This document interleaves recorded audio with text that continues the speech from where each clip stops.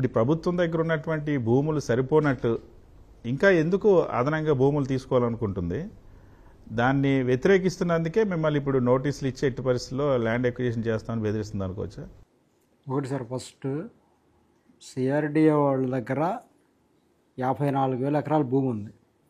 54,000 ఎకరాల్లో కన్వర్షన్ చేసి వచ్చిన భూమి 35,000 ఎకరం, దగ్గర దగ్గర 15,000 ఎకరం రోడ్లు కానీ వాటికి కానీ ఇన్ఫ్రాస్ట్రక్చర్కి వెళ్ళిపోయింది.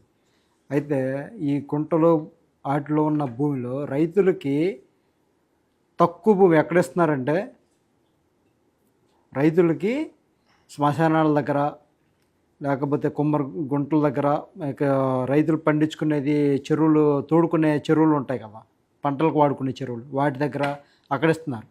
పెద్ద పెద్ద వాళ్ళకేమో మంచి మంచి రోడ్లు పక్కన 50 ఫీట్ రోడ్డు, వాళ్ళు ఏదైతే డెవలప్మెంట్ చేసే ఏరియాల పక్కన ఇస్తున్నారు.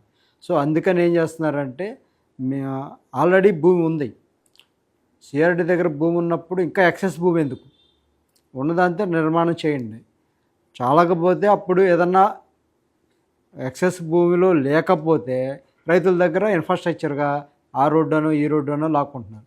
ఇప్పుడు జిఏఎస్ వాళ్ళ సైట్లోనే జిఏఎస్లో పూలింగ్కి ఇవ్వని భూములు కూడా ప్లాట్లు వేసి ఉంచాయి. కొత్తగా మొన్న ఈ మధ్య మా వాళ్ళు గ్రామకంఠంలో ఎప్పుడో కొంతమంది ఎంప్లాయీస్ ఉన్నారు, గవర్నమెంట్ ఎంప్లాయీస్, టీచర్స్ ఉన్నారు, వృద్ధులు ఉన్నారు, సీనియర్ సిటిజన్లు ఉన్నారు, 15 మంది ఫార్మర్స్ ఉన్నారు. ఆ సీడ్ యాక్సెస్ చివరికి వచ్చేసింది. వాళ్ళకి ఏం చెప్పారంటే, 15 మీరు ఇవ్వండి, మీరు ఇస్తే పూలింగ్కి వస్తేనే మేము ప్లాట్ ఇస్తాం, లేకపోతే ప్లాట్ ఇవ్వం, లేకపోతే ఎక్విజిషన్కి వెళ్తామని బెదిరించారు. సార్ అదేంటి సార్, మేము రిటైర్ అయిపోయిన తర్వాత ఇల్లు కట్టుకుందాం అని చెప్పి అప్పుడు ప్లాన్ కూడా అప్రూవల్ తెచ్చుకున్నాము, ప్లాన్ అప్రూవల్ తెచ్చుకున్నట్టు కూడా మీరు ఇలా డైవర్ట్ చేసుకోవాలి, కానీ వీటిలో వస్తే ఎలా అంటే మాట్లాడాలి. సరే కూర్చున్నాం. వాళ్ళు ఏమన్నారంటే, మీరు పూలింగ్కి వస్తే మీకు మంచి చోట అక్కడ కూడా ప్లాట్ ఇస్తాం, అంతేగాని వదిలిపెట్టే ప్రసక్తి లేదు. ఎందుకంటే వాళ్ళు ప్లానింగ్ కన్స్ట్రక్షన్ ముందే వేసేస్తున్నారు. మనం భూమి ఇవ్వకముందే వాళ్ళు కన్స్ట్రక్షన్లోకి వచ్చేసేస్తున్నారు. మేము వెళ్ళి ఆ కన్స్ట్రక్షన్ ఆపాం, మీరు పూలింగ్ ఇవ్వలేదు, దీనికి అసలు ఇది గవర్నమెంట్ భూమి కాదు, ప్రైవేట్ భూమిలోకి మీరు వచ్చి కన్స్ట్రక్షన్ చేస్తున్నారంటే అప్పుడు పరిగెత్తుకుంటూ అధికారులు అందరూ వచ్చారు. వచ్చి 3 సిట్టింగ్లు 4 సిట్టింగ్లు వేశారు. మా పెద్దనాళ్ళదే, మా మామయ్య గారు వాళ్ళ భూమి అది. మాట్లాడితే 3 సిట్టింగ్లు వేసిన తర్వాత ఎక్కడ అడిగారు, గ్రామకు వాళ్ళు ఏమని అడిగారంటే, సీడ్ యాక్సెస్ రోడ్ పక్కన ఉంది, ఎక్కడ వేకెంట్ ఉందని అడిగారు. సీడ్ యాక్సెస్ పక్కన ఉంది, లేకపోతే భూమి దేవుడి మాన్యం భూమి ఉందని చెప్పారు. సరే వీళ్ళు ఏంటంటే, కొంచెం దేవుడి మాన్యం అనేది రోడ్డుకు దగ్గరలో ఉంటుంది కదా అని చెప్పేసి వాళ్ళు యాక్సెప్ట్ చేశారు. ఇప్పుడు ఇది బ్లాక్ లిస్టులో పెట్టాడు, దేవుడి మాన్యం బ్లాక్ లిస్టులో పెట్టాడు. వాళ్ళు ఇప్పుడు గగోల్మంటున్నారు. అంటే మీ వాళ్ళు కూడా ఏం చెప్తున్నారంటే, పూలింగ్ అనేది బాగా మోసం, ఇది రైతుల్ని మోసం చేసి పెద్దవాళ్ళు కట్టపెట్టడానికే. రైతు అనేవాడు ఇక్కడ సాధు జంతువు, పాలు పిండుకొని వదిలేటివే. గతంలో పూలింగ్కి భూములు ఇచ్చిన వాళ్ళు అందరి పరిస్థితి ఎలా ఉందండి? వాళ్ళ కుటుంబాల పరిస్థితి 12 సంవత్సరాల నుండి వాళ్ళు ఏమన్నా చేసుకోగలుగుతా ఉన్నారా? ఆ భూముల్ని అనుభవించగలుగుతున్నారా? రిటర్నబుల్ ఫ్లాట్స్ 96% మందికి మేము ఇచ్చేసామని మంత్రి నారాయణ చెప్తున్నారు కదా. ఇప్పుడు వాళ్ళు ఇచ్చిన రిటర్నబుల్ ఫ్లాట్లో పేపర్ మీద చూసుకోవడం తప్ప ఫిజికల్గా ఎక్కడా కూడా అందించిన పాపని పోలం. ఫిజికల్గా చూపించమనండి, ఇక్కడ పలానా చోట ఇది మ్యాప్లో చూసుకోవటం, పేపర్ మీద చూసుకోవటం. అతనికి ఫిజికల్గా ఈ కమర్షియల్ ప్లాట్ ఇది నాది జిఎస్ చేస్తున్నారు, కానీ నువ్వు ఆ డెవలప్మెంట్ చేసి ఇస్తేనేగా వాళ్ళకి అనుభవంలోకి వచ్చేది. డెవలప్మెంట్ చేసి ఇవ్వడం ఎప్పటికి అవుతుంది? ఇంకా కంప చెట్లు కొడతానే ఉన్నారు. ఇప్పటికి 12 ఏళ్ళు అయింది రాజధాని స్టార్ట్ చేసి. రిటర్నబుల్ ప్లాట్లు కనీసం ఫస్ట్ ఫేజ్లో ఉన్న వాళ్ళకన్నా, ఫస్ట్ ప్లేస్లో పూలింగ్ ఇచ్చిన వాళ్ళకన్నా ఇస్తే వాళ్ళు ఏం చేశారు, ఇది డెవలప్ అయ్యే ఏరియా కదని ఫస్ట్ ఫేజ్లో ఉన్న వాళ్ళు చాలా వరకు 95% అమ్మేసి సెకండ్ ఫేజ్లో వాళ్ళు వచ్చి కూర్చున్నారు. ఇక్కడ ఉన్న జనాభా పరంగా చూసుకుంటే 35 లక్షల జనాభా ఉన్న ఏరియా. ఈ 35 లక్షల జనాభాకి 1 కోటి మంది ప్లాట్లు వేస్తే ఎవరు తీసుకుంటారు? అర్బన్ డెవలప్మెంట్ రావాలి అంటే నిదానంగా డెవలప్మెంట్ అయ్యి రావాలి. నిదానంగా డెవలప్మెంట్ అవ్వాలి తప్పితే ఒకేసారి మైగ్రేషన్ అవ్వలేరుగా. మీరు స్టార్టింగే కోట్లు బడ్జెట్ పెడితే ఏ సామాన్యుడు వచ్చి కొనుక్కొని ఇక్కడ ఇల్లు కట్టుకుంటాడు? అంటే ప్రైవేటు సంస్థలకి ఎవరైతే భూములు కేటాయించారో వాళ్ళకి కానీ, లేకపోతే హాస్పిటల్స్కి ఇచ్చిన వాళ్ళకి కానీ, హోటల్స్కి ఇచ్చిన వాళ్ళకి కానీ, ఇంక్లూడింగ్ సీఎం చంద్రబాబు, మంత్రి నారాయణ గెలుస్తారు. వీళ్ళవన్నీ కూడా మరి లేఅవుట్లు అన్నీ ప్రాపర్గానే ఉన్నాయి కదా. అమరావతిని బిల్డ్ చేద్దాం అనుకొని ఎవరైతే కోరిక ఉన్నారో వాళ్ళు చేసుకుంటున్నారు. పూలింగ్కి ఎవరైతే ఇచ్చారో రైతులు వాళ్ళకి రిటర్నబుల్ ప్లాట్లు కానీ ఫిజికల్గా అయితే ఇంతవరకు ఎవరికి అందజేయాలి. ఇప్పుడు ఉండవల్లి తీసుకోండి, పెనమాక ఉండవల్లి తీసుకుందాం. మన పెనమాక ఉండవల్లిలో అసలు రిజర్వాయర్ అనే సెక్షనే లేదు. రిజర్వాయర్ అనేది 2024లో తీసుకొచ్చారు. బలవంతంగా ఇప్పుడు వచ్చిన డిప్యూటీ కలెక్టర్ చేత చేయించారు. మీరు ఇవ్వకపోతే మీ అవార్డుకి వెళ్ళిపోతామని ఒకటే మాట అంటున్నాడు ఆయన. నేనే స్వయంగా 2 సార్లు వెళ్ళా. ఆ రోజు సమావేశం అయినప్పుడు నా ఇష్యూ మీద వెళ్ళినప్పుడు అక్కడ కూర్చొని నేను అక్కడ తెలిసిన వాళ్ళు కాబట్టి కూర్చొని మాట్లాడదామని వెళ్తే వాళ్ళు ఒకటే అన్నారు, మీరు పోలింగ్కి ఇవ్వకపోతే మేము బలవంతంగా వెళ్ళి రిజర్వాయర్ కట్టేస్తాం, తర్వాత మీరు చేసేది ఏమీ లేదని చెప్పి బలవంతంగా చెప్పేస్తాను. సార్ అదేంటి సార్, కనీసం కన్సెంట్ ఉండాలి, రైతులతో ముఖాముఖితో మాట్లాడుకోవాలి, మీరు ఏమిస్తారో తెలియదు, మా గ్రామ సభ పెట్టలేదు, సోషల్ అసెస్మెంట్ సర్వే చేయలేదు, ఇవేమీ చేయకోకుండా ఎంతమంది ఎఫెక్ట్ అవుతున్నారో చెప్పలేదు. 3 పంటలు పండే భూములు మీ కళ్ళ ముందే కనపడుతున్నాయి, పంటలు ఆల్రెడీ చేలోనే ఉన్నాయి, ఇంకా అరటిగెలలు ఉన్నాయి, అరటిగెలు నరుక్కునే వాళ్ళు ఉన్నారు, కూరగాయల పంటలు ఉన్నాయి, ములక్కాయ చేనులు ఉన్నాయి, ములక్క తోటలు ఉన్నాయి, కూరగాయ పంటలు ఎక్కువ ఉన్నాయి.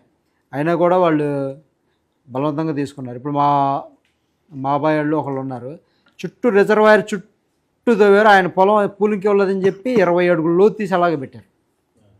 ఆ పొలం అలాగే ఉంది, ఆయన రోడ్డు లోపలికి వెళ్తానికి లేదు, ట్రాక్టర్ వెళ్ళి వ్యవసాయం చేసుకోవడానికి లేదు. ఇప్పుడు తీసుకోమంటున్నారు పూలింగ్కి ఇస్తే, ఆయన ఇబ్బంది పెడుతున్నారు బాగా.